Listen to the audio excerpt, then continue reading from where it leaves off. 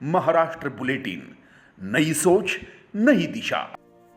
Bharatiya Janata party के वसंत स्मृति कार्यालय में आज मीडिया सेंटर का उद्घाटन भाजपा के वरिष्ठ नेता केशव उपाध्याय के हाथों से हुआ। इस अवसर पर पार्टी के सह प्रवक्ता अजित चौहान, वरिष्ठ नेता लक्ष्मण सावजी और गोविंद बोरसे प्रमुख रूप से उपस्थित रहे।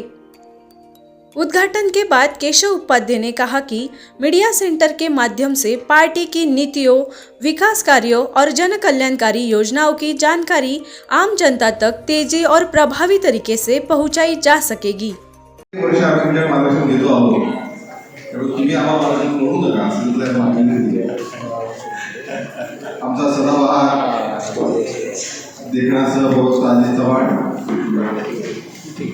इथे दिवस रात्र मेहनत मीडियासाठी सतत संपर्क झाले श्री गोविंद बोरसे, श्री देसाईजी, त्याचबरोबर नाना शिलेदारजी, पियुष अमृतकरजी।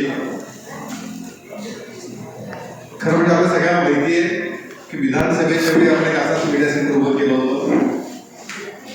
त्याच्यामागची भूमिकाच ही होती की पत्रकार निवडणुकीच्या कार्यक्रमामध्ये खूप धावपळ करत असतो, सतत पदयात्रा, सभा, कार्यक्रम, नेत्यांचे दौरे, पायी या सगळ्यांची प्रचंड धावपळ सुरू असते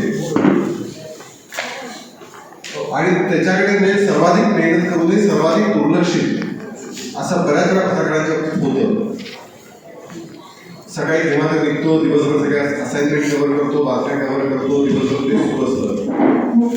जर त्याला काही एकाच ठिकाणी त्याच्या सर्व व्यवस्था करण्यात आल्या, म्हणजे बातम्या, पायी, पत्रकार परिषदा असं जर एकाच ठिकाणी सगळं करता आलं तर पत्रकारांची धावपळ थोडीशी कमी करता येईल का, असा त्यामागचा विचार होता आणि त्याच्यामागे मीडिया सेंटर आपण सुरू केलं आणि त्याचा खूप चांगला उपयोग पत्रकारांनी त्या आणि पत्रकारांसाठीच केलेली मुख्यतः व्यवस्था होती आणि पत्रकारांनी जर सगळ्या व्यवस्थेचा त्यांना पत्रकार उपयोगही झाला।